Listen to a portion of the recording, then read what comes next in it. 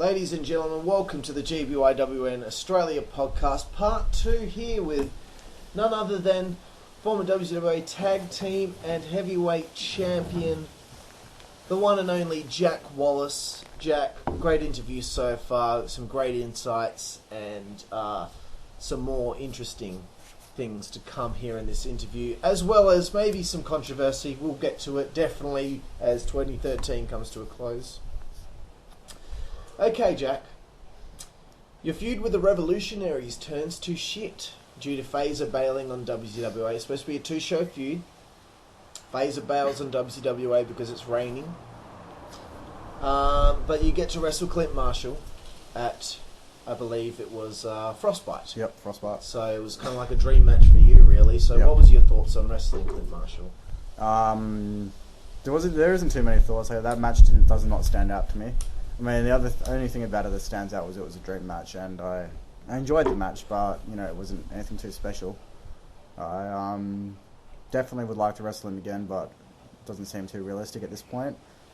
It wasn't a bad match, but it wasn't my best match of all time. He's easy to work with, though. I thought it was actually a really good match. I enjoy working with him. The Hurricane Runner off the little park bench thing. I definitely enjoy working with him. And it's one of the most viewed matches on our YouTube. Hopefully not because of the whole, all those weird cunts that go on our channel and get into watching the younger guys wrestle. This might be skipping ahead in the timeline, Jack. But how did you meet Sammy Brash? Fuck me. Everyone wants to know about that yellow tang. Fuck, that was a long time ago, eh? Shit. Well, I think I know her through Angela. I don't even know how I know Angela, but I remember me, Luke, Charlie, and a few others. We all knew Angela somehow. I can't remember how. It might have been through HQ or just something like that. And we all went to the movies to watch Paranormal Activity, and I remember hooking up with Angela. Sick. Fucking tight. And then me and Sammy were just we always got along because she was into her video games, same interests, same music taste, same everything at the time. And from there, we just got held close, and then everyone started thinking we were a thing. At Revenge, I hooked up with Sammy, and then... Oh, that was that far back, okay. Shit, I didn't realise it was that far back. I thought it was around this time. No, around this time, I already broken up with her. Oh, gotcha, okay. Well, maybe I'm not skipping ahead in the timeline, I'm going too far ahead. Yep. What led to the end of the relationship? I think we were just fighting too much, and it was just fucked. It was fucked. Yeah. Very glad it did end. Post breakup, you're a little bit devo for it, just a little bit, not too long. We found out later. Here we go. Yes, Jack. Yes, yes, yes. Oh, yes. Nom nom nom nom nom. We found out later Tim had been hitting on her on the internet, which he denied. How did you find that out, and how did you feel? I don't know if Tim knows this, but I am very happy. I'm very hoping he's listening to this, and I'm hoping that he doesn't know this. But me and Luke had access to his Facebook for pretty much a whole year. Luke would always watch when Tim was signing on his phone, would watch his password on the fucking keyboard. And Luke sent me his details, being like, hey bro, I got Tim's Facebook details, let's just fuck around on his account. It led to us literally stalking his personal life for over a year. It's wrong of us, but I'd always thought something was up with Tim. And going through his messages with Luke, we realised he's literally like a fucking pedophile. The shit he was saying to girls was fucked. He was disgusting, man. It made me feel sick seeing some of the shit he said. As well as seeing some of his behind the scenes WZWA shit, with other boys, where he was just talking so much shit about everyone.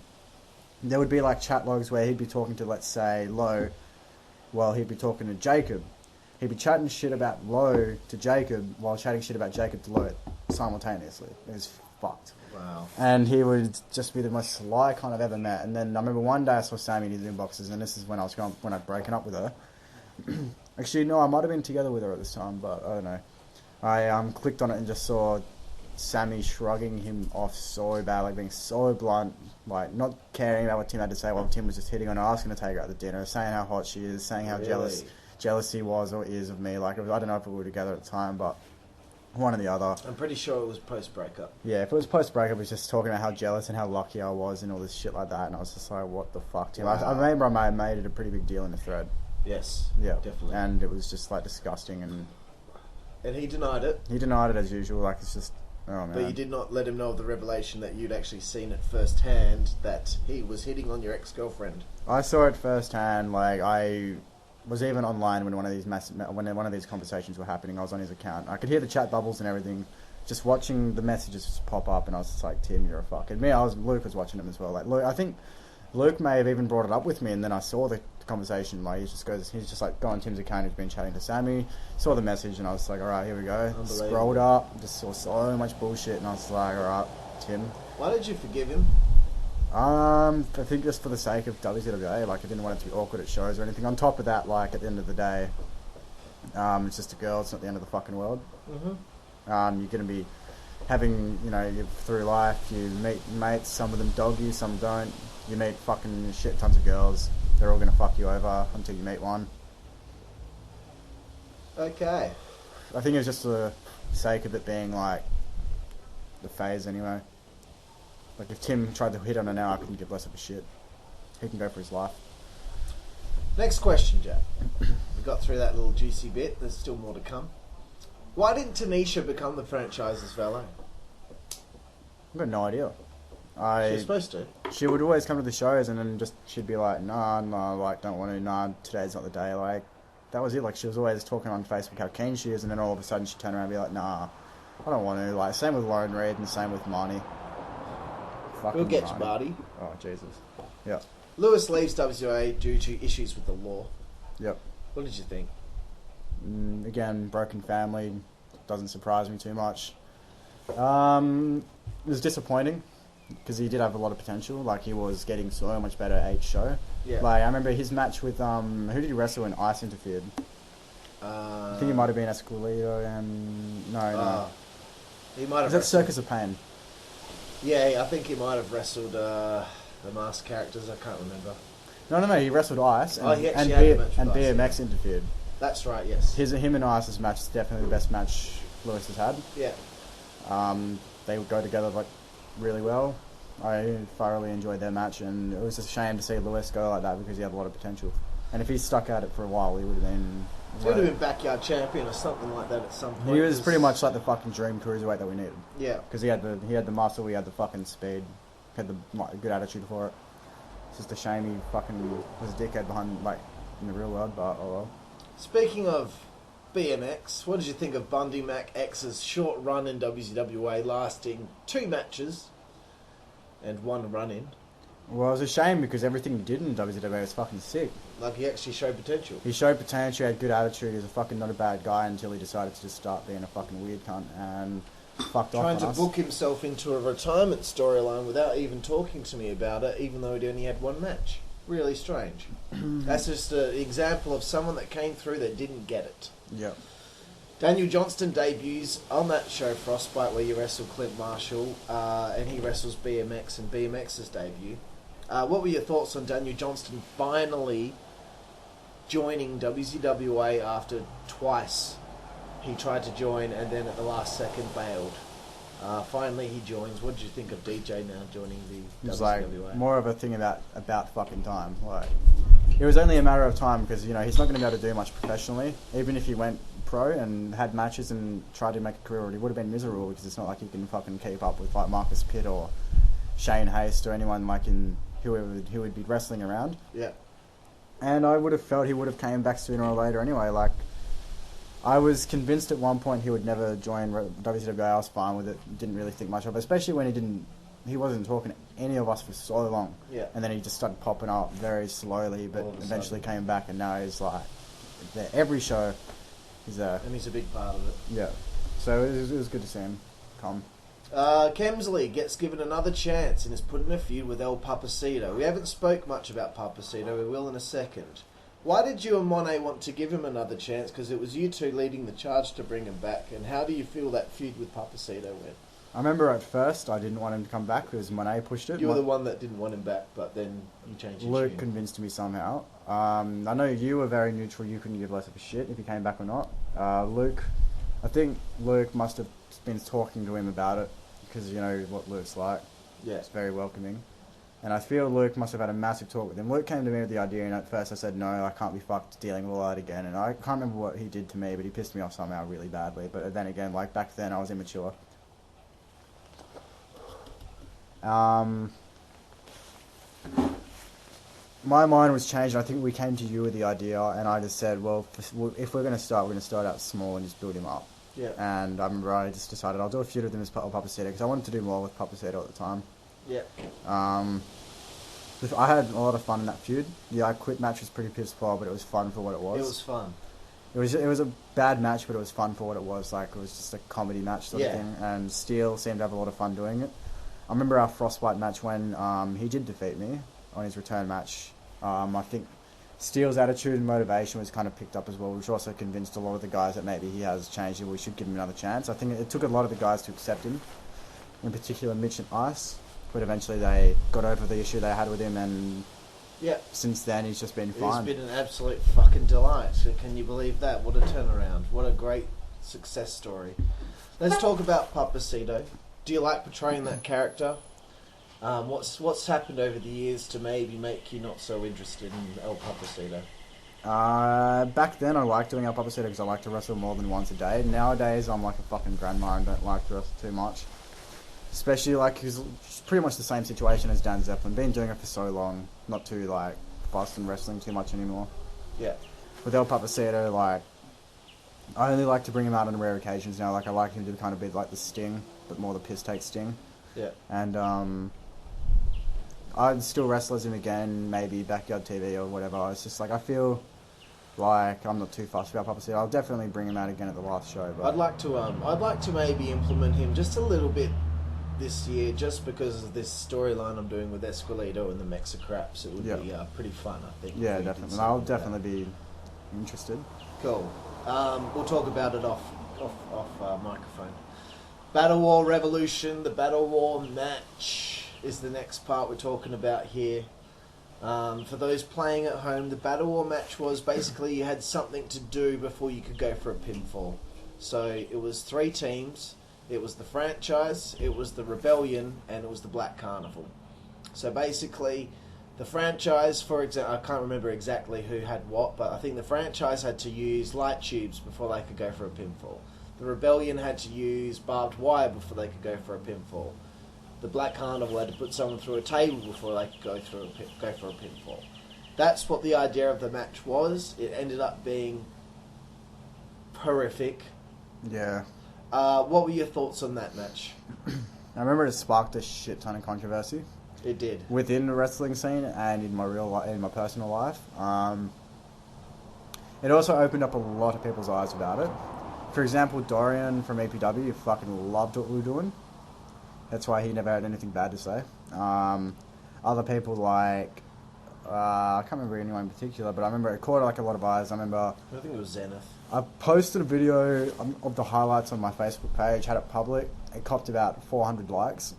I wouldn't have said it gone viral, but it had a couple thousand views. It had like 300 comments, a lot of them being negative, being like, why would you do this sort of shit? Like, why do you guys do this for fun? It wasn't anything like abusing us, but it was more being confused on why we enjoy hurting ourselves for fun. The match was pretty much just a fucking full-blown death match, like, literally like clusterfuck death match. Like, pretty much like a snuff film. Like, the spots were stupid. The barbed wire bed, the light barbed tubes. wire bed was a terrible idea. Light tubes, you know, Moné's shoulder being cut open. Just the entire match was just fucked. And I wouldn't be rushing to book that again anytime soon. Definitely not. That's a one and done. What are your feelings on the hardcore thing in WZWA going overboard in 2013? I fucking loved it. Like, anyone that knows me still know I still push for death matches and hardcore matches in light tubes and barbed wire and thumbtacks and just blood. Me and Phoenix, so you're a big Phoenix were definitely pushing for that in the recent War Games match, but everyone else doesn't seem to like it. Chris and Moné in particular are more about their technical wrestling now. I definitely enjoyed the times that we had doing stupid hardcore spots, and you know, I just feel like it was a big part of WZWA's it was a identity. massive part of it because of like a war zone. Yeah, and agree. I feel if we didn't do that, it would not be we wouldn't have the hardcore title, for example. We Exactly. definitely caught a lot of eyes doing that sort of shit. Yeah. And I would definitely like the rest of this year to be more so about that, because originally WZWA was about hardcore wrestling, because me, Chris, Luke, Jacob were massive We were fans kind of of it. making it a little bit like ECW. Where we were getting way too hectic about it. But now I think we've taken a much needed break, and like I feel even just keeping it in moderation, like the death matches very minimal would be sick. Yeah. But still doing them would be good, but I don't like that we're cutting out the light tubes in the hardcore matches, considering that's what we were about. Yeah. But that's just me. Everyone else has a different opinion, because it depends. Like, people like Chris and Luke hate hardcore now. I still like it. Phoenix likes it. I still like it. But, you know, some people just don't like it. And we got back into it a little bit. Yeah, very... The last show with the War Games match, which we'll Yeah. get to right at the end of this podcast. How did the drug-taking issue with pot smoking make you feel in late 2013 when it was becoming more prevalent? I know that there was a big problem at the time between, you know, me and you and a couple of others on one side of the fence, and then the pot smokers on the other side. At the time, I considered myself straight edge, even though I wasn't really able to consider myself that, considering I wasn't old enough to do anything. So it was fucking stupid looking back on it, and here I am sipping beer, which I would have fucking crucified myself for doing back then. Well, we did tell you, man, you can't be straight edge until you're 18. Yeah, I know. I was fucking too small-minded and stupid. But it definitely affected a lot of the shows, because the crowds would be sometimes empty because of like fucking 6 or 7 of the boys have gone down to the beach or in someone's car to fucking smoke some cones or do this and that. I tried to make it clear all through 2013. I would always have the top of the event pages. This event is drug and alcohol free for anyone under the age of 18. Obviously they didn't care. They still went and did it anyway, and eventually I just kind of gave up on it. And also, as I got older, I kind of realised, like, people who experience these things, and that's why I decided to try it for myself. And look, I got no problem with it. I've only got a problem with it when people like Low or Acid come up to me and say, dude, I'm too stoned to have my match right now. Yeah, that's... Sorry, dude, you got to have your match. We're here for wrestling. You smoke your pot after the fucking match, bro. Like, that's the only problem I Doing really it before the match, I also wouldn't condone. Even now... And don't do it in the backyard and go out and leave the house. But these days, because everyone fucking knows I smoke pot now, like, you know, I wouldn't do it before a match. After my match, I'm fine with any man and his dog fucking lighting up a joint in my backyard. When my dad's away, they can bring out the feud, but as long as you keep it, like... Yep, sorry, bro. Yeah, keep going. Keep it kind of fucking secretive. Don't fucking whip it out in front of everyone or whatever. Just like, if you want to smoke it, make sure your match is finished and don't fuck off for 2 hours. Like, I'm absolutely fine with anyone doing drugs at my house, just don't make it affect the show. That's my only opinion on it. Cool, thanks, Jack. Sorry, I've got to cover this microphone now because shit is getting hectic out here, but it won't last long, I can tell you that. Okay, Christmas Carnage 2013. Man, I can't believe we're still in 2013 at this stage. The tag title win over Legion. The franchise finally ascends to the top of the tag division, and you beat Legion to win the tag titles. How did that make you feel? Yeah, I loved that match. I feel everything about the match went well. And also, even though I knew I was winning the tag titles, when the pinfall actually happened, like, it felt like I'd just fucking won, like, a grand final in footy or whatever. Like, it just had that big time feel about the victory. And that's, like, a feeling I haven't, whenever I have won the title since then, any title for that matter, like, you know, the feeling has just been there, you know. And I feel the way we went about our victory kind of made it seem, like, legit. Yeah. Unlike people like Lowe who have won the title and just couldn't give less of a shit. Yeah. But, yeah, like, still, I would rate that as one of my top tag matches that I've had. And looking back on that match, I don't regret anything from it. You know, everything went just as planned, so... Fucking smooth. Alright, here comes a big moment in Christmas Carnage 2013. Rex breaks his finger in a match with Lowe, doing a moonsault that we had told him many times to stop doing because he couldn't do a moonsault properly. This, in the end, made him incapable of winning the Battlefield Brawl, which was booked. What did you think of the broken finger? Well, I didn't know he was booked to win the Battlefield Brawl. So when I saw him break his finger, I was like, holy shit, that looks fucked. I've got a photo of it still as well. Like, I've got them on all my phones at home just because it's fucked. Yeah. And I feel like that's going to be Chris's biggest regret in backyard wrestling. That was his main push he was ever going to get, and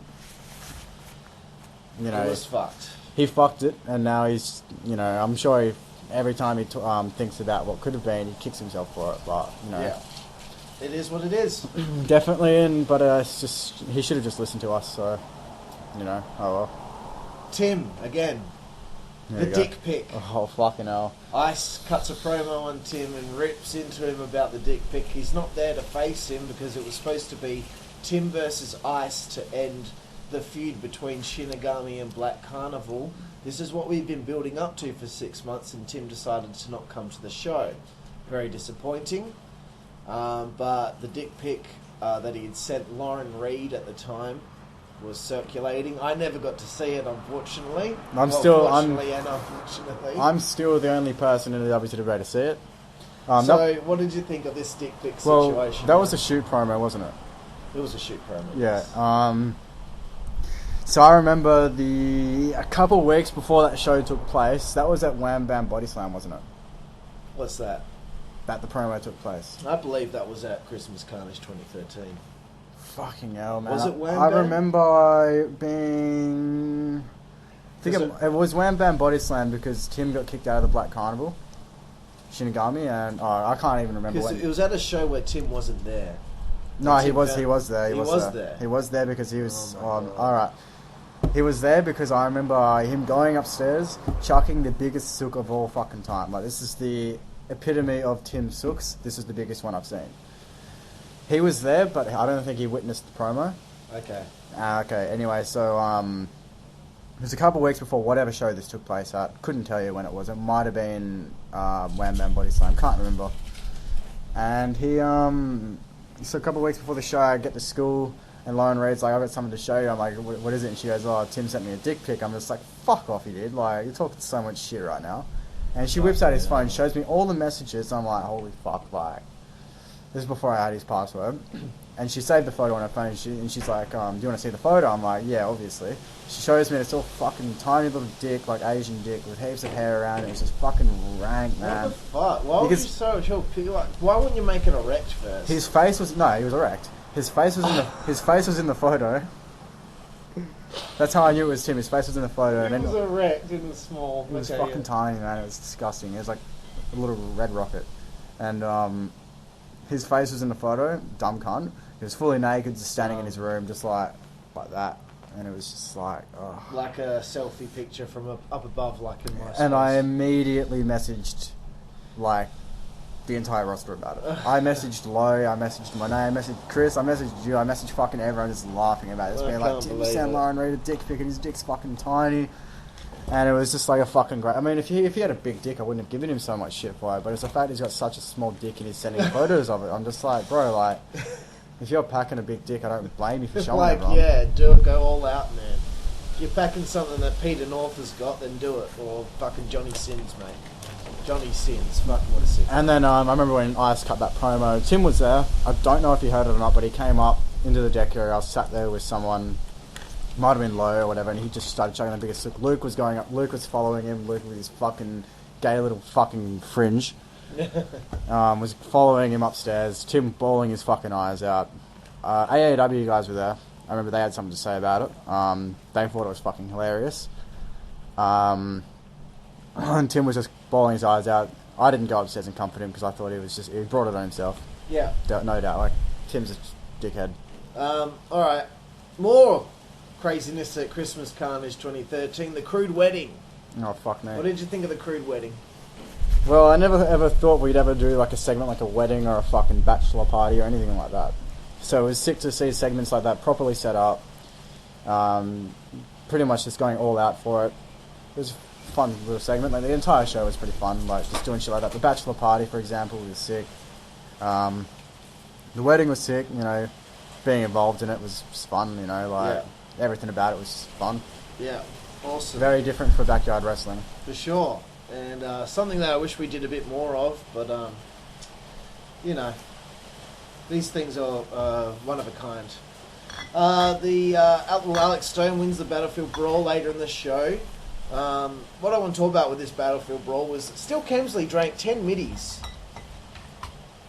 Egged on by Phaser. My favourite thing is like the Battlefield Brawl songs and the countdowns is all one file. So Steel Kemsley's theme song hits and he doesn't come out because he's yakking his hole. What were your thoughts on the 10 middies that Steel Kemsley drank? Your dad being angry at him and the fallout from that. Well, I remember it was Brad from AAW put a fucking bet on Steel. Goes up to Steel. I was there when this bet took place. Steel, I bet you can't drink. Steel's just like, I bet you, and I will buy you these drinks, and you cannot drink 10 mid-strength beers tonight. And Steel was just like, no, I can do it. And then Brad's just like, in an hour? Steel goes, yeah, I'll do it. Oh, God. Steel almost hospitalised himself drinking 10 mid-strength beers in under an hour for $20. And he never drank before, had he? I don't think John would have let him drink much. John was a responsible dad. John even came to one of our shows before Steel's debut to make sure everything's okay. The ring's not fucking hard. Like, Interesting.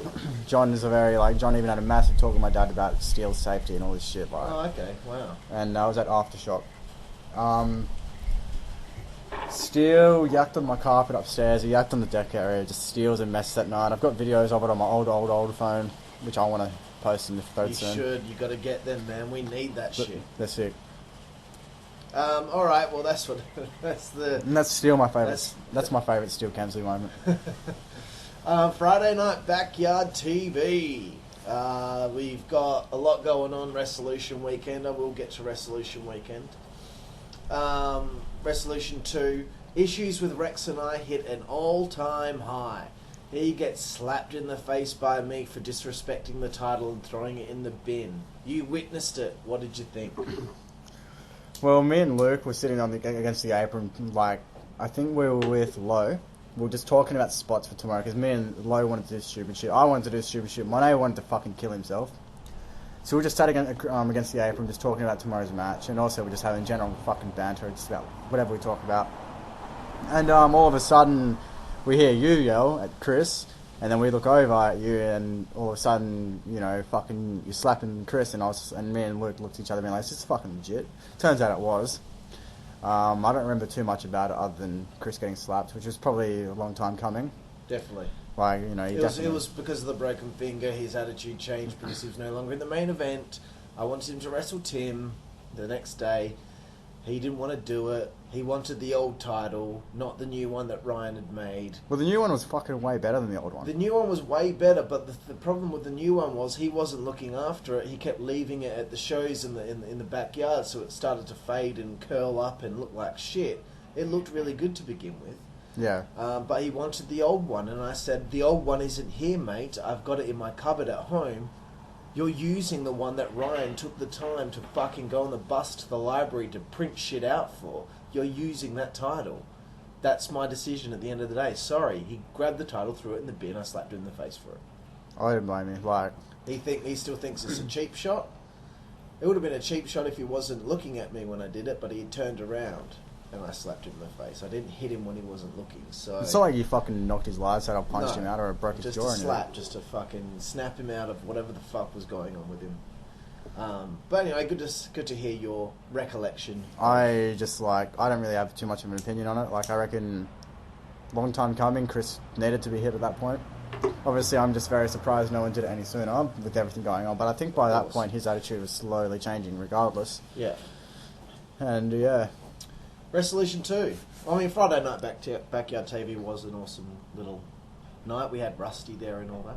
Yeah. Resolution 2, the ladder match. Match of the year. Your thoughts and memories on the whole thing. Oh, man, the ladder match. We'd been planning that for the last 8 months before that show, because I remember we booked it super fucking early. Mm-hmm. You wanted that, or we wanted that match, and then you agreed with the idea that we had. Very fucking glad you agreed with that. I had a lot of fun during that match. Doing a triangle ladder match was always a dream of mine, something I wanted to do before WZWA ended. I'd still love to do it again, but I think that's the only one we should ever do like that. Yeah. No, it won't be topped. Top it. It won't be topped. The spots, everything went to plan. We didn't forget a single spot either. Like, every spot we planned, we ended up doing, and it went to fucking perfection. I'm glad we had a massive crowd for it. I'm glad people like Rusty were there to see it. I still rate that as my number one match of all time. Like, that was the best match I'll have, and probably the best match the best match I've had, and probably the best I'll ever have, in my opinion. But you never know. Yeah. And I just reckon that was just, sick. Like, I'll look back on that match, and I still watch the video here and there. Like, Resolution 2 recap, that's the one match I always skip to and rewatch. Because I feel like that's the one that really defined the tag division in WZWA. Definitely. Rusty. What did you think of Rusty, the icon? The fucking... the one that's most well known in Australia, around the world, for his antics in the backyard. He ends up wrestling at Resolution 2. We are fucking so lucky, because that was his last match. Because of his... he's not wrestling again, issues. is he? He can't. No. He can't. He's been in and out of hospital with his... He's got problems with his hip and his back. From wrestling. Yeah. I can only imagine. Yeah. So what are your thoughts on seeing Rusty perform, even though you may not have known too much about him? Yeah, I didn't know anything of him until I remember it was in May of 2013. He commented on... No, he posted on WZWA as well, being like, good to see there's some still good Aussie wrestling in the backyard kicking it. And I was like, sick. Like, you got in contact with him after that post, I'm pretty sure. And then you must have been working on something for a fair while. And, no, he was really fucking good. I mean, like, I kind of wish that on Backyard TV, DJ wasn't the guy to wrestle him. Like, it wasn't a very, very exciting match, no offense, DJ. But, you know, I know it meant a lot to him. So, I don't have a problem with it. But I'm happy that the match he had with you was fucking dope. But the next night, against Dan Zeppelin... Fucking neighbours, dude. Alright, if this neighbour won't be listening, but fuck you, cunt. Fuck you, you cunt. Fuck you, stupid fucking And Dan let down the tyres of one of the cars at the house the next day. Oh, did he? Not the next day, a few weeks later. Oh, sick. I did not know about that. Apparently he overheard them talking about the kid there going for a job interview the next day, so Dan went around and let down their tyres. 2 tyres, not one, so you can't just replace a tyre. You need both tyres, so they're fucked. It's fucking good revenge. Very good. Delcano returns. Resolution 2 to wrestle Ryan Tate. It was a big surprise. I think you were in on it because you had to play the music, didn't you? I was only in on it because of Monet pieced the puzzles together. Monet figured it out. Yeah, Monet figured it out and Monet told me. Gotcha. So me, Monet and you were the only, and obviously Barrett and EA were the only ones that knew. Yeah. No one else had a fucking clue about it. And, I don't know, it was just kind of like... I still didn't believe it. I mean, I knew Barrett was coming back, but I wasn't convinced. Because he had been in Israel, and he told me all the time he wasn't into wrestling anymore. All throughout that year, he would, I'd inbox him about, like, how his trip's going. He kept saying, and he was just saying, hey, bro, like, just... we'd always send him links as well for our recaps, being like, in case he was interested, and he'd be like, hey, bro, like, just stop sending me these, I'm not interested anymore. Obviously, he was fucking... He was bullshitting, because he was talking about it every fucking day with me on the internet. So excited about his return, and then he falls over in his entrance. Oh, man. I remember, like, I was doing music, and I looked back at him, and he was giving me the finger behind the wall, and I was like, holy shit, like, this is actually legit. He comes out looking skinny as fuck. Mm-hmm. And I was just like, what the fuck? Like, you were fat when you left. Yeah. And then, like, his match was sick, like, definitely hasn't lost anything. Like, he had no ring rust whatsoever. Like, it's like he hadn't left at all. He hadn't even seen Ryan until they were in the ring together. They've been planning on the internet, and the first time he saw him was in the ring. Yeah. So that was a big moment in WZWA history. Later on in the night, seeing an XCW match live for the first time, Johnny V and Nick Carroll. What were your thoughts on that? Yeah, like, definitely one of the best matches of the night. I still rate Resolution 2 as one of the top events we've done. Matches like the XCW match, like when they did the finger poke of doom, I thought that was it. Like, they just taking the piss. Nick and John antics, just the fucking Vanderheidens, and then having them have the match like that. Obviously, like, it wasn't structured at all. It was just fucking. It was just finishes after finishes. But that was the point of the match. It was meant to be fucking about fun, and like I think everyone already knew that. Yeah. And getting everyone around the apron for that match was like, see, we need to do more of that as well. Definitely. Yeah, like, I thought it was like awesome, that match. Cool. Yeah, like, the crowd was hot for it. Nick and John were like hitting everything with perfection. Like, nothing could have gone any better for that match. So we got Backyard TV on Friday night, Resolution 2, then ICWS Aussie Anarchy on Sunday. 3 days of wrestling. Probably never will be replicated again. I can't see it happening again unless last show we did Backyard TV on the Friday. I'm pretty sure we're going to do that again. Hopefully DJ will pull something out of his ass, whoever is hosting ICWS. Well, I will say Resolution 5, that's my last match, so I wouldn't be wrestling on the Sunday. No, neither will I. Won't be wrestling like after that weekend at all. No. I'll be done. But yeah, 3 days of wrestling. It was a great time. I'd definitely like to do that again. Just as long if anyone wants to host it. I mean, I'll definitely do Friday night Backyard TV. I'll do Resolution 5. But if anyone wants to do ICWS, I'll wrestle one last time then. But after that, I'm done. That'll be it. How high was your passion at this point? We had the ladder match. We had the 3 days of wrestling. How high was your passion? At the time, it was pretty fucking high.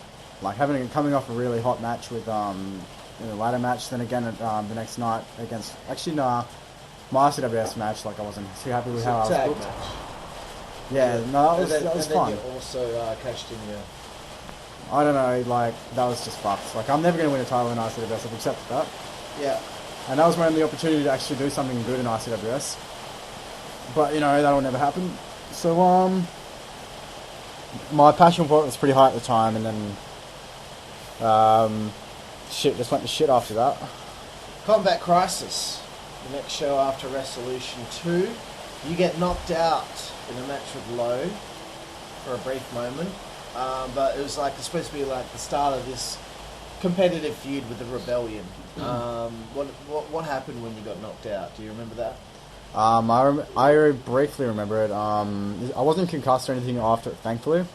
Lowe didn't even hit me that hard. He just got me in a really, really bad spot in the side of my head, and that's what. Like, I wasn't exactly, blacked out. I was kind of just, very, very dazed. Couldn't see properly. Everything was blurry, dizzy. And there was a point where I was unconscious for, probably about 5 seconds.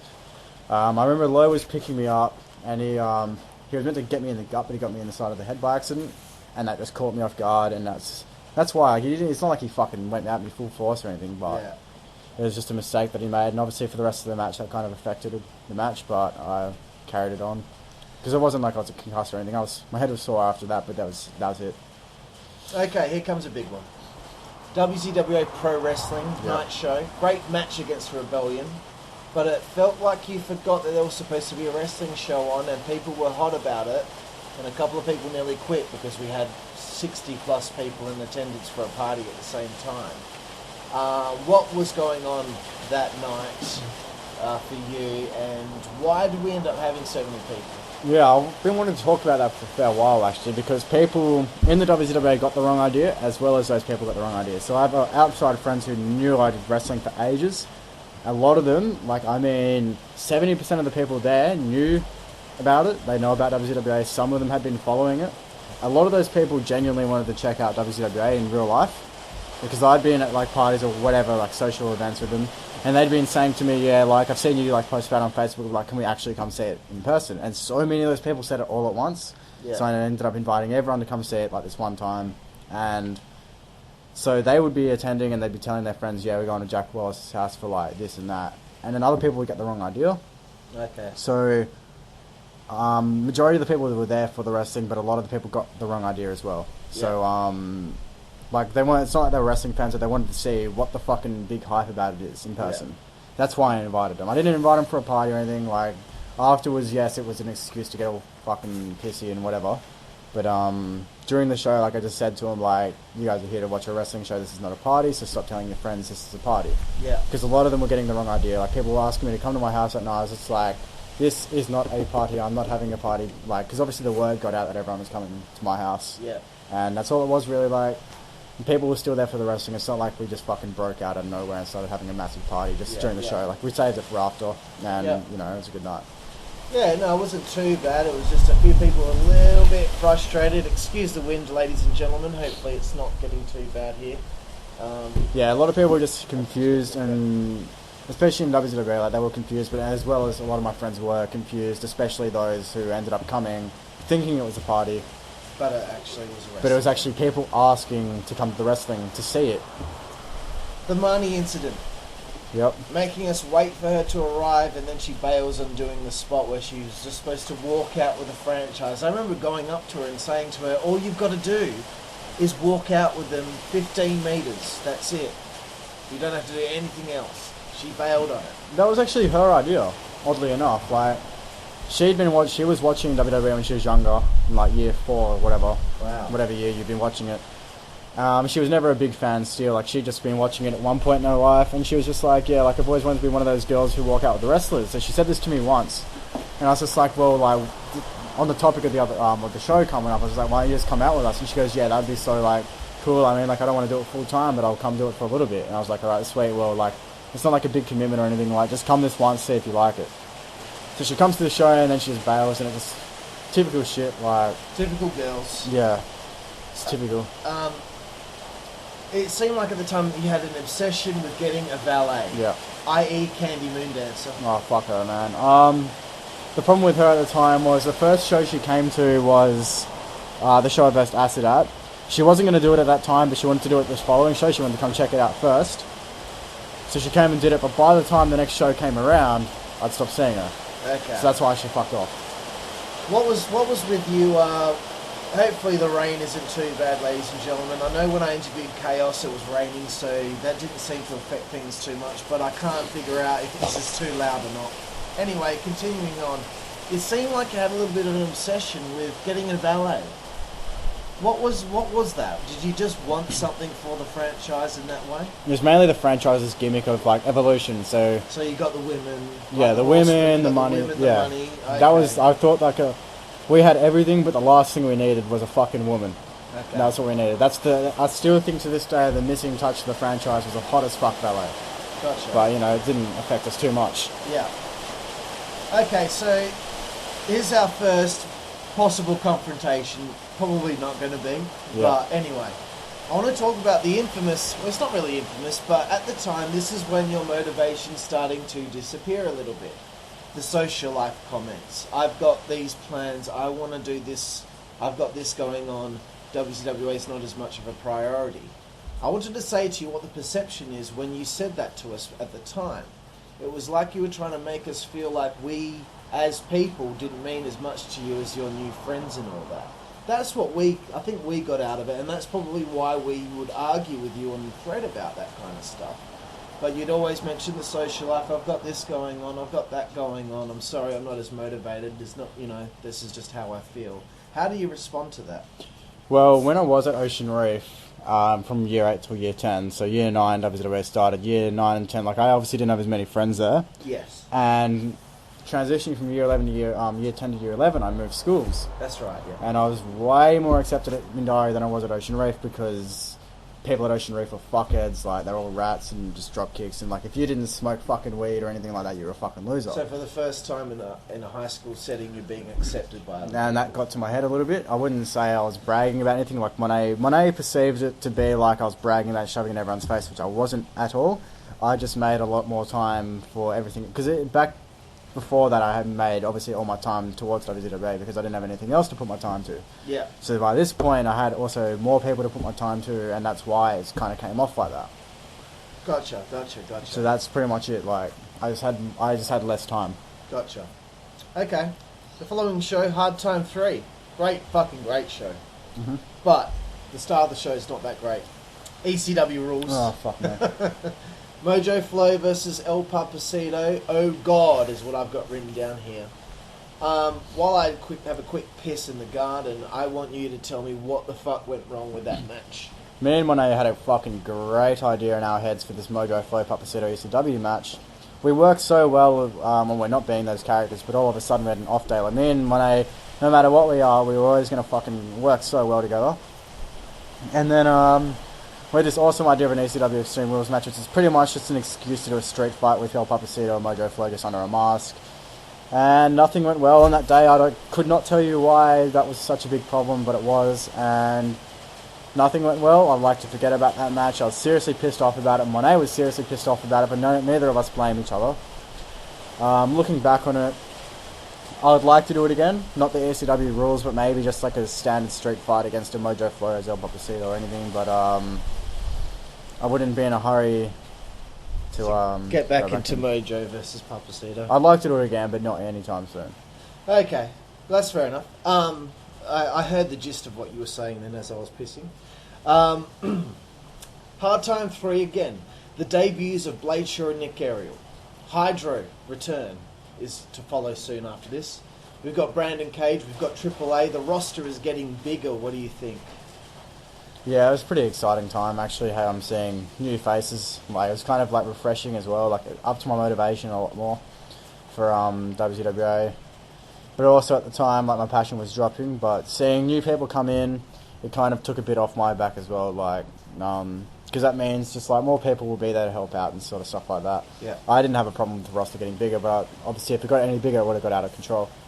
It was a good show. Like, I always remember seeing on the old events like Frostbite 2012 and so on, you'd always invite Blade to the shows and you'd always be the first person to click decline. And then seeing him actually debut as well, that was pretty cool. It was really cool. Autumn Brawl. More issues between you and I. Due to you in the thread talking about losing passion and not caring as much anymore, and me firing up at you because I felt like I was giving you everything you have been asking for. Braden as your manager for the franchise, etc. Being in the tag team with Monet, etc. So this was around the time where your passion was dying. What happened for this to take place? It was like a switch just had taken place in you, and you just all of a sudden not as into it. Pretty much what I said before, just making more time. Having to actually split my time for my outside of wrestling friends and then the wrestling as well. The passion just like dying because I just had so much going on in my life. Like nothing over the top like fucking anyone dying or anything like that, but it was just like not having as much time as I did for WZWA. Yeah. And that's all really. Okay. Night shows basically ceased at this point after this War Games Autumn Brawl show.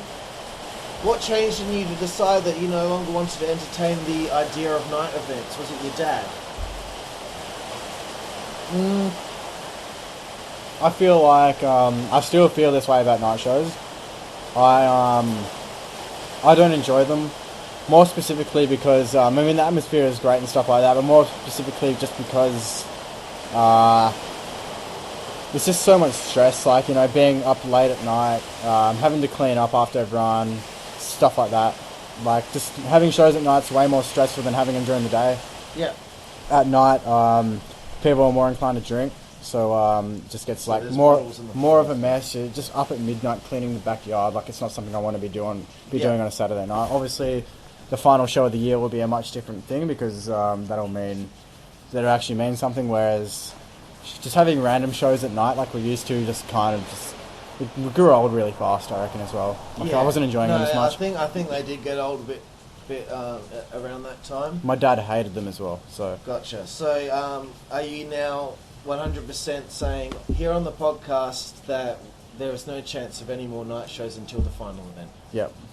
That's as far as I know. Everyone knows I also have way bigger commitments now. I mean, I'm like running a club event. I'm DJing at clubs, so that'll require me not to be at home on a Saturday night. Yes. So my actual hobbies and commitments require me not to be, like, you know, at home. They require you to be available for Saturday nights. Yep. Oh God, it's starting to get cold out here. I'm going to ask you this. Actually, no, I'm going to have to sit here for this one because it's going to be an interesting one. Booking committee is created. Me, Blade, Ryan, and Monet are on the booking committee. Your thoughts on hearing about that when it was finally announced? Somewhat disappointed. Because I don't have the power I once did, and I knew Monet was going to use that to his advantage. And I'll be the first to admit it was a bit of jealousy with Monet because everyone knows me and him are competitive as fucking anything. Yeah. And I feel like Monet was just going to book himself to the top, and he somewhat did, but at the end of the day, like, it doesn't affect me now. At the time, I was pretty pissed off that I wasn't involved somewhat, like, even in the smallest way about it, but couldn't care less now. You probably got the best team for it. Because Monet is like way more committed than I am. Ryan and Blade are way more committed than I am, you know. I think that was the consensus at the time. You were saying you were demotivated, so I was like, well, I can't really ask him to join the committee because I don't think he's really going to have time for it anyway. I wouldn't blame you. Oh, okay, I'm starting to get fucking cold here, bro. So when I ask this question, I'm going to go inside, grab another jumper to put over this jumper, and grab some more beers. Jack Wallace versus Luke Monet happens again at Lana's Arse. Lana's Arse was initially supposed to be 2 episodes of Backyard TV. We say, fuck it, let's just do a little show. We get 8 matches done in 4 hours, which is unheard of in WZWA. The Elite Alliance feud is underway as well. What did you think of the match, and are you excited to do this feud with the EA? I feel like me and Monet's match was pretty solid. I even went as far as making a music video for it despite my demotivation, but I feel everything went well in that match with Luke. Looking back on that match, it was a good fun. Like, we practiced a lot of sequences. It was probably our first proper down to fucking technical. Like, we wrestled like with a lot of chain wrestling in that match, and it was just like the first time we properly got down to the bare bones of actual professional wrestling. The Elite Alliance feud was underway. Yes, that was good because I knew what was waiting at the end of that feud. Yeah. Even though it was 9 months later, I was pretty excited for it. You know, wrestling Dan Zeppelin, wrestling Ty, wrestling just everyone in the Elite Alliance, and finally breaking that feud at the end. But obviously, we'll get to that later. Yeah. And that kind of really motivated me again, having that EA feud going on. Enjoyed it a lot. Cool. Sorry about that. I just need to get all my shit sorted so I can get through this podcast without fucking dying. What does Luke Monet mean to your career? He's probably the biggest figure in my career, other than myself. He's been my tag partner, my rivalry. And at the end of the day, like, my number one wrestling rivalry will always be Luke Monet. My number one tag team will always be Luke Monet. It's like Matt Hardy and Jeff Hardy. They're always going to be number one to each other in both categories. Yeah. So that's what he means to my career. It's just like, he's always been there. He's always been the tag partner or the fucking feud, whatever. Yep. But the fucking Triple H to my Shawn Michaels. Brilliant. Rampage. Lost to DK Joker. It might be punishment. I can't quite remember. I think it might have been punishment for saying you're demotivated. But Circus Royale did need wins at the time to get themselves lined up for the tag titles. Can't even remember the match. Can't even remember the match. No. That's okay. We can move on. Frostbite. You guys lose the tag titles to Blade and Ryan. You get knocked out again during this match. Yeah, it was just during the match again, caught off guard. Except this time was much worse. Like Ryan, everyone knows everyone in WZWA knows how stiff Ryan is. Ryan came at me with a big boot that he didn't tell me he was doing. Yeah. Caught me off guard, hit me in the side of the head, exactly where Low hit me, knocked me out for a couple seconds. This time I actually had a fucking full-blown headache, but it wasn't anything that can like stop me from like helping out or anything. Like, I was kind of dazed for a couple hours after, but I was fine by the end of the day. Like, it was just a bit of a knock, but you weren't concussed? No. Okay. Good. Surprisingly, I wasn't concussed because that was fucking hard. At that time, I thought you would have been because he tried to pick you up and you weren't moving. So I'm like, oh no. No, it was very brief. Like, I'm surprised I wasn't. I mean, I had a big headache for the next couple of hours, but like, it wasn't anything big. But I don't know. You have a huge falling out with Monet around this time. What happened? What was that about, eh? I think it was just him making social life comments again. Him just like, something got into Monet around that time. I don't know what it was. I can't really remember, but I know this is around the time I had a fallout with Brandon, I think. I think this is when we kicked Brandon out again. I'm not too sure. It wasn't too long after this where Brandon left. Yeah, Monet just making comments all the time. Obviously, this is when he was being booked as well, so I was under suspicion he was booking himself to the top. It was just mainly social media shit he was doing, and on top of that, just like, I can't really remember. Like, it was just before Clash of the Triads, which is, as far as I'm concerned, is one of the best shows we've ever had. Yeah, it was sick. A fucking amazing show. I can't believe we got through it all. You know, all those 6-man tag team matches. It's just fantastic. So for those playing at home, Clash of the Triads was a trios tournament, and the feud with Acid begins. So we got some things going on with the EA and the franchise and all that. Obviously, Acid is in the Team WZWA Originals with you guys to fuck you guys over. What did you think of Clash of the Triads? Yeah. It was a great concept. I know it was inspired by that Japanese, or Chikara, sorry. Chikara, yeah. Yeah, Chikara's fucking King of Trios tournament. And I reckon it was 6 with the trophies. All the teams were really cool, like how we announced each team. Like, we didn't tell anyone, we just announced them each day, or like every couple of days we announced them. And I had a sort of graphic and everything. A lot of hype. There's a lot of hype. And it paid off as well. Like, I only wrestled 3 times that day. Yeah. But at the end of the day, I was fucked. But overall, every match I had was fun. Like, you know, it's the first time working a 6-man tag match, and I think it would be the only time I'll ever work one again. Yeah. I just enjoyed it. Yeah, me too. I definitely would do it again, but obviously, I don't think we don't have the numbers anymore either. We don't have the numbers either, I don't think. I'm glad we did it. So you do have a little feud with Acid. Acid beats both members of the franchise during this time. I did let you and Luke know that as this feud was going on, you guys would be copping a lot of defeats just before, you guys would finally rise up and end up ending the Elite Alliance. Yeah. What was it like working with Acid? Yeah, it was a lot of fun working with Acid. He was much easier to work with than I thought he would be. I never wrestled him on the trampoline, never wrestled him back at Ocean Reef or Oh, when he was really? there. So this was your first time? I think this is the first and one of the only times I've wrestled him. No, I did have a lot of fun wrestling him, actually. He was easy to work with. We had a very, very short match, though, because he was high as fuck. That was the infamous show where he said, I'm too high to wrestle. Go out there and fucking wrestle. Jack's waiting to do the match now. Do it. Yeah, and do it. he just went out there, did the match, and for what it wasn't a disappointing match. It was just a bit short. That's my only issue with the match, though. I definitely enjoy working with him, though. He can lift me. He's able to do, fucking flips and rolls and shit, when it requires him to, so, Yeah. It wasn't the worst match of all time, but, I can live with it.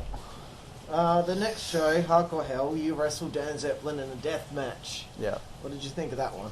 Before the match, I was nervous as fuck, but I'd been asking for one of these matches for so long. I think since then, it changed my view on how I perform, because now I'm less scared to take massive spots. I was extremely nervous before the match. I remember Dan in character saying, "You fucked up now," and I was just I was saying to myself, "Yeah, I know. Why did I fucking get myself booked in this match?" Because he came out with light tubes. I came out with light tubes. Yeah. Generally terrified. After the first shot, he hit me with a light tube. I was like, it doesn't fucking feel like anything. Why the fuck am I being such a bitch? It doesn't hurt, yeah. It doesn't hurt at all. It looks good, but it doesn't hurt. Looks good, everything, and then I saw, I was bleeding on my back, and I was like, holy fuck, I'm pumped as fuck now. Everything he did on me didn't hurt, as brutal as it looked, light tube table. I enjoyed the match. It was kind of a bit slow because we're setting up spots, but other than that, I still enjoyed the match a lot. And I definitely want to do another light tube death match by the time we finish this. Cool. What did you think of Marcus Cones-Jones joining WZWA? I only did it as a favour to Lowe because he was demotivated at the time, and I wanted to do something that would make him stop being a cunt. Not that he's a cunt, but at the time he was being a bit of a pain in the ass. What did you think of Marcus? At least at that time, before you guys had a falling out.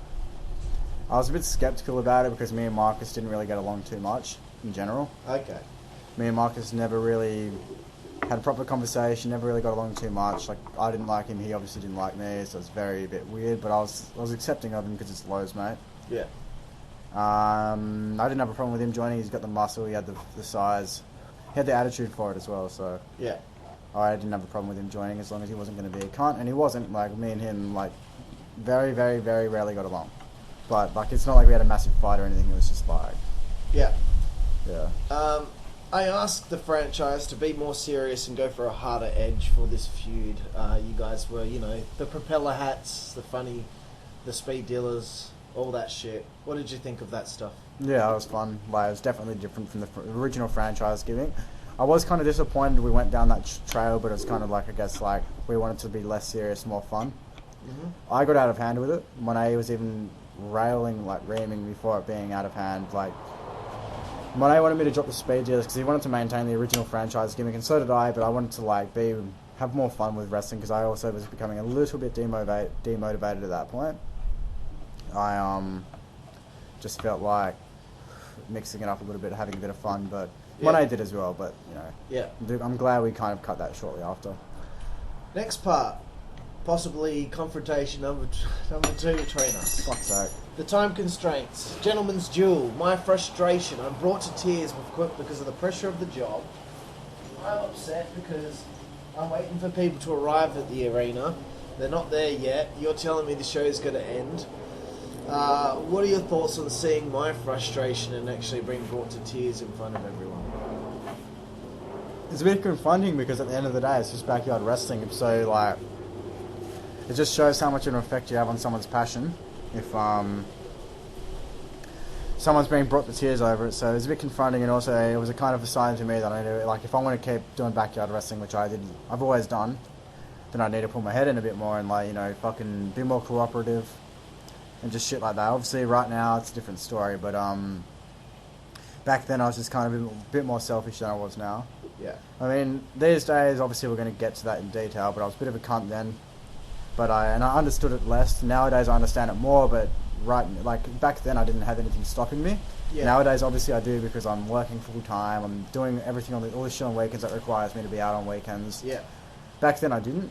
So I feel back then I was being way more selfish about shit than I was So yeah, kind of a bit of a wake up call in some circumstances, but at the same time, it was kind of just a bit like, need to pull my head in, need to stop being less stressful about it because I don't really remember too much about what was going on at the time, though. There was a lot going on. Yeah. But anyway, at that show, Gentleman's Duel, you and I have another match. It's much better than much of an improvement on Hostile Backyard Showdown. Way better. Really happy with that match. Rex almost leaves WZWA after issues with him had reached a boiling point that week. Him threatening to go to AAW and quit WZWA because he wasn't happy with his push. He wanted to win the title. I said he's not winning the title over my fucking dead body, etc., etc. He came to that show to bury the hatchet with everyone and take people aside and apologise to them. Yeah. At the 11th hour, basically, so he wasn't going to come initially, and I think maybe he sat at home and realised, shit, I better fucking go there now and make good with everyone. What were your thoughts on his issues with WZWA over the years? Just I see exactly why he was doing that. He's never really, until now, till these days, he's had a rocky road with the WZWA. Mm-hmm. There's been times where he's left, been times where he's just come back. There's been times where he's good, and times where he's been a fucking cunt. But I feel like Chris has improved a lot in his attitude, as we said fucking a million times behind the scenes at social events that we have or whatever. He's improved a lot. He's no longer doing those. You know how he used to say the wrong thing all the time and he wouldn't have a filter? Yeah. He has a filter now. Yeah. And I feel like he's just definitely improved a lot. At that time when he was wanted to leave and he didn't want to come, and then he all of a sudden he just rocks up, decides he wants to be a part of it. I feel that was a massive point in his time in the WZWA where he decided I need to change, sort of thing.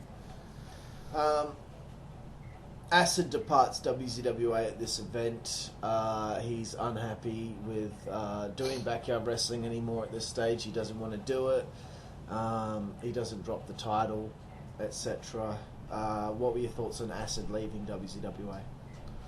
Disappointing, really, because he had a lot of potential, and on top of that I thought he would have not let the comments by his friends get the better of him, but of course he did. Because eventually he started just getting called acid at school and shit, and people were taking the piss for that, apparently. Okay. Anyway, that's what he was saying. I obviously wasn't at Ocean Reef by this point, so I wouldn't have known. Just disappointing is all I have to say about it, because he had a lot of potential. He had a passion for it at one point. Yeah. And he let it slip just because, fuck knows. For whatever fucking reason. Yeah. Christmas Chaos 2014. You cop another loss, this time to Nick Ariel for the Backyard Championship. What was it like wrestling Nick Ariel, who's now obviously a Hall of Famer? Yeah, it was good fun. I quite enjoyed that match. I know a lot of it was just stupid spots, like flipping on the bin, the light tube. A lot of it was just, I reckon it was just a fun match. I enjoyed working with him. I don't think it was a bad match at all. Yeah, it's good. I haven't watched it back since that match. But from what I remember, I enjoyed it. Yeah. Didn't mind the match at all. Marcus Combs-Jones departs from WZWA after an argument with you in the thread, and his reaction to be told it wasn't cool that he and Lowe bail on Christmas Carnage 2014 just because they were only in the Battlefield Brawl. My problem with Marcus was I told him, look, the roster's too big at this stage. I can't give you a match every show, but if I can throw you a bone when I can, I will. So he was in that hardcore gauntlet match at Gentleman's Duel, and so he was going to be in the Battlefield Brawl. It was just another opportunity for him to wrestle when he probably wouldn't have had the chance to. There was an argument with you and him on the thread and threats of violence and all that. Yeah. What went down there? Just threats of violence, really. If people I'm expecting to come to my house and then they threaten me with violence, I'm just not going to want them there, period. Chris never threatened me with violence, Monet never did. Who else have I? Steele never did. You never did. Fucking anyone who's had an issue with me never threatened me with violence until fucking Marcus did. And that's when I kind of just turned around and was being like, well, you're not welcome then.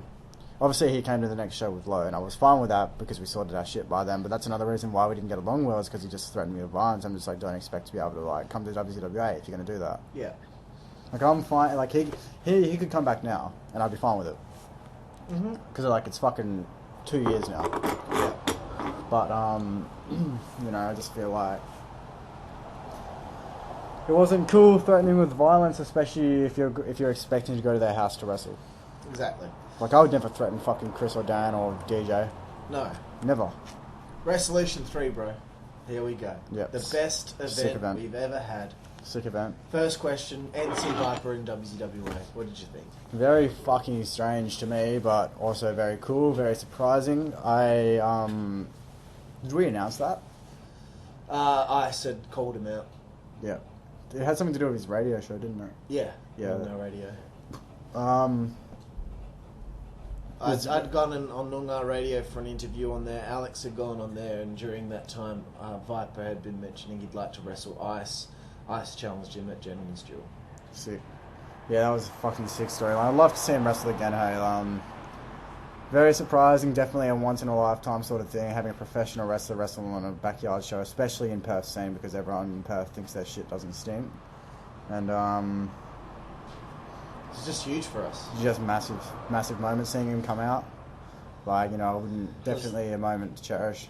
There's a holy shit chant just from him fucking standing at that entranceway. Delcano retires.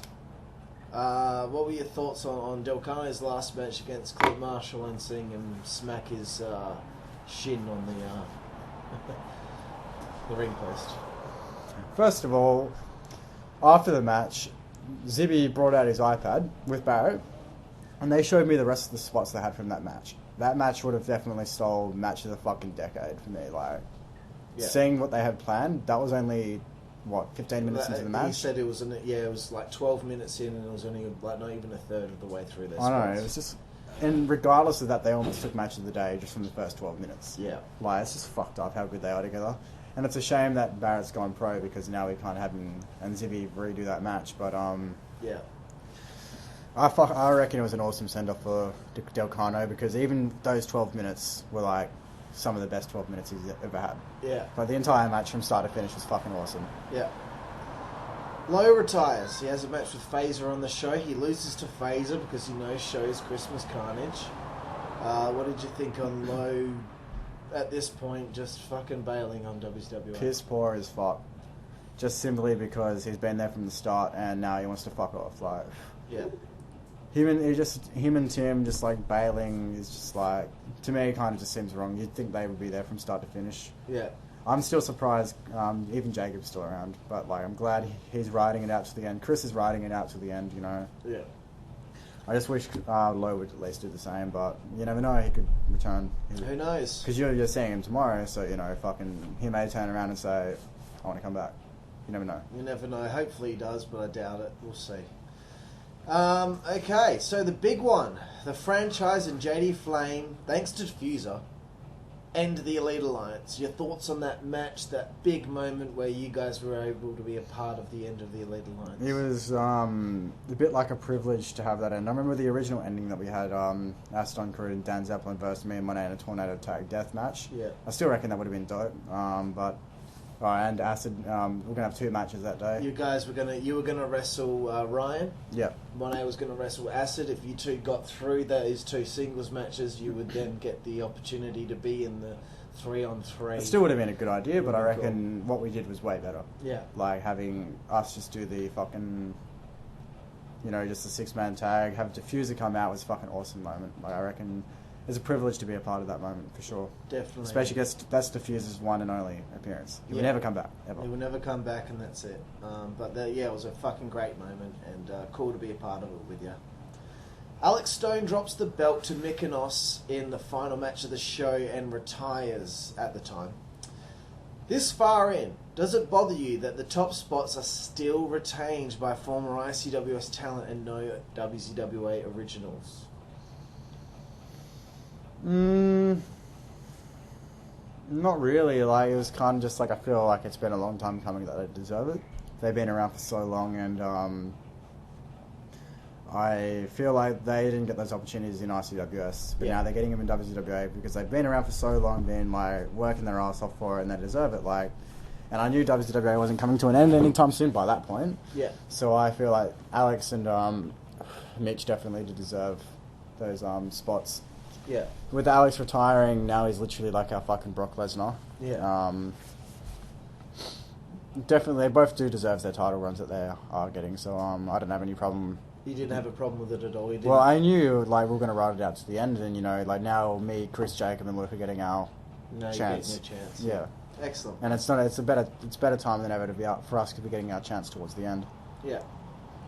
So after Resolution 3, there's a mass exodus from WZWA. FaZe has injured his knee at football. Nick Ariel, Clint Marshall, Mike Delcano, Brian Lowe, Alex Stone retire. Brandon Cage quits WZWA. Arthur Aries never returns to WZWA. We're all a little bit burned out, and I said to you we should have 3 months off. What did you think about the idea of having some time off? It's probably the best thing we could have done at that point. I remember it was after Hard Time, wasn't it? It was before Hard Time. Because we had Hard Time and it was a flat as fuck show because everyone was thinking that was going to come to an end. We'll get to that in a bit. Oh yeah. But also, what are your thoughts on the mass exodus? People leaving the Federation at this time. That's 1, 2, 3, 4, 5, 6, 7 people, 8 people. It was a shame because I wouldn't be seeing them or talking to them as much, but at the same time it was a relief because now the shows aren't going to be dragging on so long. You'd have less people to work with, less stress, and definitely shows like it's way less stress now than it was then. Yeah. And it sucked, but it was for the better, I guess. And it was obviously the evolution of WZWA roster. And I think we all were fucking burned out, dude. I mean, that was 2 straight years, 2.5 years to be honest, of monthly shows. It was almost 3 years because ICWS as well at the time. Of course, yeah. Yep. So we were fucking burned out, and I think mainly it was you and I who were leading the charge of we need some time off. Yeah, definitely. During this time, an argument breaks out in the thread. It's between yourself, myself, and Dark Ice.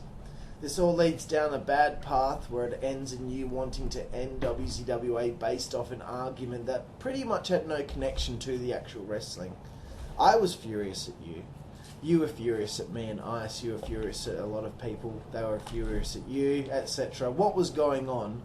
Were there any other issues leading you to want to end WZWA prematurely? I remember at that point in my life, I'm hoping my dad doesn't not fucking listen to this. He won't. He won't, but still. I remember at this point in my life, I was going through a addiction to MDMA. And I remember obviously going to a lot of festivals at that time, obviously going to a lot of parties and shit. Starting year 12, fucking celebrating the last year of school. That got to my head. And I had a few issues with my dad as well about that because he thought I was on tick with someone for a shit ton of fucking pills or whatever. And I wasn't. But it's obviously someone, and I thought it was someone in WZWA telling him, and that's where the issue started. So I thought someone in WZWA told my dad, so that's when I made a massive post just flaming everyone, just being like, who the fuck do you guys think you are? Like, shit, I can't believe I that's didn't no, I don't remember that until I started talking about it, and just in my head just then I just clicked. I was just like, that's why I did it. And I can't remember who it was. I still don't know to this day who it was. And let's hope I don't find out who it was. I can't figure out who would actually even be able to have any contact with your dad. Yeah, I remember that was something you always brought up as well in that conversation. But did I? Yeah, you brought that up in the argument. I completely forgot about that too. You just brought it up then. Now it's all coming back to me. Okay, fuck no. Let's just hope I don't find out who that was because that almost fucked up a lot of things for me.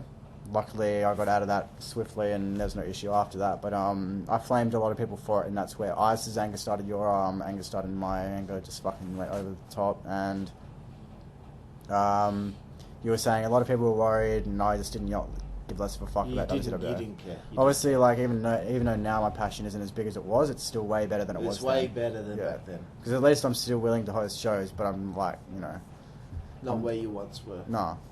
Eventually, you soften on the end of WZWA when everyone offers their heartfelt messages in the thread about it. What made you change your mind? Because we had Hard Time 4. Yeah. And then Curtain Call was going to be the next show. What happened between then and there?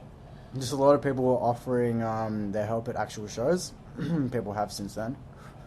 people offering, like people like Blade, Mitch, Monet as well. Monet's he pulled his head out of his ass, big time. Yeah. Monet is helping his head out. Like, was in his ass, I will be honest. Monet has just pulled his head out of his ass like no tomorrow. Now he's helping out way more than I ever did at shows. So that's why now I'm more inclined to actually host and like more like chilled. Like that's why the last show there was no issues because I was way more relaxed. Like you guys had under control. We finished at a good time. You know, we started a little bit late, but we still got it all finished by a good time. Mm-hmm. And by the time I left and I came back that night at about 2 a.m. after the last show last weekend, and this place was spotless. Yeah. So that's why I'm like more chill about doing shows. But obviously, what I've spoken to you about the next day, that's for another time. But pretty much just people more inclined to help out because no one was helping. It was literally just you and me just running the show, and that's why I just got over it. Yeah, good point. Pardon me. Once every 2 months we have shows. Due to other situations which I don't really think is appropriate to talk about. But there were endless time constraints that were thrown my way all year, giving me frustration that I believe wasn't necessary. How do you respond to that?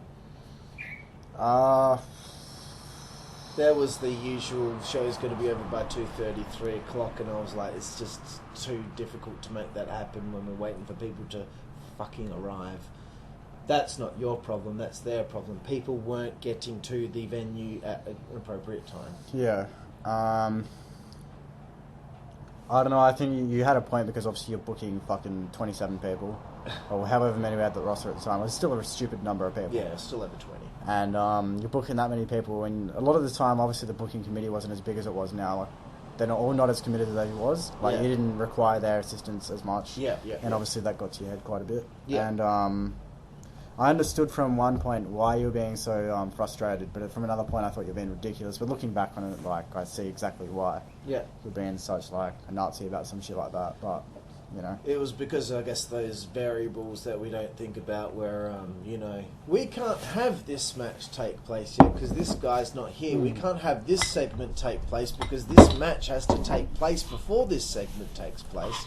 Because of the storyline that's happening, you know. Yeah. Say, for example, I mean, this probably doesn't apply, but someone has to turn heel in this segment for the next match to take place and for whatever's happening in that match to happen. Yeah. So that's probably a lot of some of the problems that were taking place, is waiting for people to be there.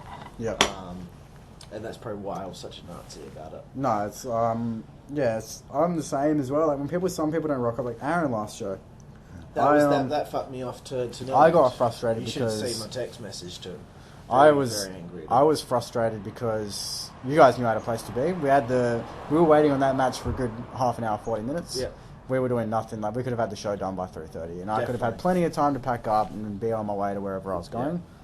Yeah. And the fact I had to leave like straight after the main event rather than like an hour after the event ended, it just pissed me off. And that's just Aaron. And it's just those outside variables that always seem to fuck with what we're doing. But we were on fire last show, I must admit. Yeah, but we'll get to that eventually. Yeah. The franchise split finally after all this time. There was a plan of you guys staying with the tag division until mid-year, but Monet and yourself have made it pretty clear it's time for us to do something else. So your motivation also at the time is kind of at a low, maybe not as low as it had been at some point, but I try to resurrect your motivation with DJ by putting you together in 1990 Awesome. It worked. It's DJ's idea. Yep. You were on board with it. You had that fucking match with Steel, I think it was at Frostbite, in the puddle of fucking cold water. Oh man, I wanted to end that match. You couldn't actually get fucking pinned your shoulders to the mat because the water in the ring was so fucking cold that you couldn't handle it, which I don't fucking blame you. So with that being, I mean, do you want to talk about that? The only thing I can say is after 5 minutes I was done with that match. Like, it means I still want another match with Steel because I haven't had a proper singles match with him. That match could have been so much better if it wasn't pissing down with fucking rain. Yeah, it was a bad day for it anyway. Yeah, I think the entire show was just pretty much like sabotaged by the rain. Yeah. So I put you in. I say I put you in, but it's DJ's idea. Does DJ come to you with this idea? We had this idea that DJ was going to be a franchise's manager for a fair while. You were on the idea, but we never went through with it. I don't know why. I think storylines for him called, and we couldn't do it. And that's why I was keen to do this tag team with DJ, because we had these ideas. I remember we had this idea for a couple of years, We never got to do it, and that's why I was Him as the like, manager of franchise. Yeah. It's because he had the fucking same tights as you, the Yeah, same yeah. pattern, and you guys, for whatever reason, that made you click and think maybe it would be good to have him as a manager. yeah. So does he message you and say, let's start a tag team, let's start a... Can't remember at all. Like, I just remember me and him were going to do this fucking sick tag team, because at the time I was going through a phase where I was wearing a shit ton of vintage jackets, which I still wear to these days, Yeah. to this day, and I wanted to implement those into my entrances because I had so fucking many of them, and I was just like, I could really fucking do something with these jackets in wrestling wise. Of course, yeah. So then me and DJ were just like, why don't we just start a tag team where we're fucking like, we wanted to do a proper gimmick as well, like just like the 80s. Yeah. Because, you know, DJ is about old school wrestling and old school gimmicks. So our idea was to implement new school with old school. Yep. So my like new school wrestling style and his old school like mentality and gimmick, we were just gonna combine our things together. It'll be the 80s and today brought together 1990. Yeah, it was just gonna be fucking stupid. And that's what it was like. That's why I was wearing speed dealers, spiking my hair up like those fucking bad boys from 2000. Right. Just how fucking stupid gimmick, and that's Yeah. what it came out to be. Obviously, towards the end. So it started off well, Jack. Yeah. It did start off well, but it went south very quickly. What happened to 1990 Awesome? No idea. It seemed like the communication with you and DJ just... suddenly Yeah, disappeared. he's the type of guy that likes to plan shit on the day, and I'm the other way around. Got you. I like to plan shit in advance, so we kind of clashed a little bit there, but I still think for what we were working with, we did well, sort of. Yeah. The gimmick was we let the gimmick off a little bit, but other than that, like I thought everything else went well. Like all of our matches were fine. Was there any particular moment where you thought to yourself, I really can't be fucked with 1990 Awesome anymore, I want to do something Yeah, else? because I wanted to start using obviously a lot of dubstep in my theme songs, and obviously I couldn't do that because I was like finding all these Hell 6 songs at the time, and I was just like, fuck, like I could use this as a theme song. Couldn't do it. And then I also, on top of that, like I wanted to start just wearing my normal attire again. Like I'm sick of fucking spiking my hair up and sick of like wearing ridiculous shit in my entrance and whatever. And like DJ was borrowing a lot of my clothes at the time to wear for the gimmick, and I couldn't be fucked with that, so like a lot of that was just going down. Yeah. What is it with you and the theme songs? You you know Yeah, I know since very well. WZWA's inception. And I even debuted a new theme song fucking last weekend. Like it's literally the case of finding 6 songs that are so much better than my current theme song and just being like, Yeah. this suits me more, but this theme song I've got now suits the best. And I'm keeping that till the very last show. Like, Okay. done. And I fucking love MLK, who's the artist of the song that I've made, so I'm like, fuck it, I'm just going to keep it like this. Alright, Done. okay. I did like your theme that you came up with when you were still in the franchise near the end. I can't remember what it was called. It's a theme that you used on your entrance for the video game. Oh, fuck. It's like the... I can't do it. It's like franchise. Fuck. it's your singles theme at the time. It's your last one that you had. Can't remember. 1990 Awesome. Anyway, where are we? Okay, what happened to the wife beating Jack Wallace gimmick that you pitched to me? Oh, the Bogan one? Yeah, I think, because I remember you were going to become that champion at some point, and we It were was going to with make Nick the title Johnson. out of VB it cans. was with Nick Johnson. I think we dropped that gimmick just because of 1990 Awesome, and also we just didn't have, the time to do it. We were going to do the Wallace Boys, like similar to the Dudleys, but I think storylines changed or whatever. I don't know what happened there. We just never did it, and it just never got spoken about again. Okay. That was sick, though. Ball of Mixed Nuts is a highlight. You and Regan versus Antilochus and Monet. Very important match in WZWA's history to have the originals out there together again for the first time in years. Your thoughts on that match? You really came out of your shell and you're back to your best. I still think highly of that match. Like that was pretty much just all the originals working together again. Yeah. Shows what we're capable of. If we were put in like a 4-way or whatever, anything like that, like I reckon the match would be fucking dope. Just us 4 working together in general is like really a lot of fun. Yep. Really excited for it. Anytime I'm working with any of those 3, like I'm always going to have a great match with It's them. always you at your best. Because we've always, like, for the last 5 years, I've known all of them. Like, me and them, I've wrestled all of them millions of fucking times. Like, behind the scenes, like on the trampoline, whatever it may be. Like, I'm always going to click with them. Yeah. They're the 3 I will always click with. Yeah. You see Monet and Antilochus rise to the top 2 spots in the Federation for 2015. What are your thoughts?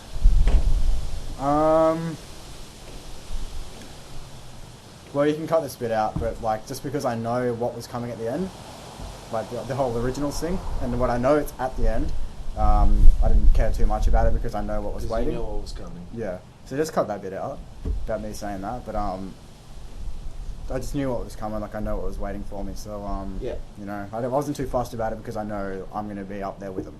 Yeah. Sort of thing.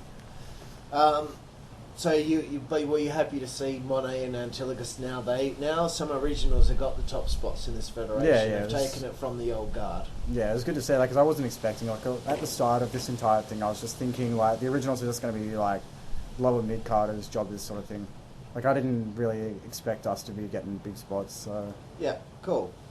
Well, Jack, we're going to end part 2 here. Yep. Thank you very much. We'll be back with part 3, and I'm thinking part 3 might be the last one. We'll have a little break here, but thank you for listening to the GBYWN Australia podcast. We'll be back with you for part 3 with Jack Wallace very soon. Thank you.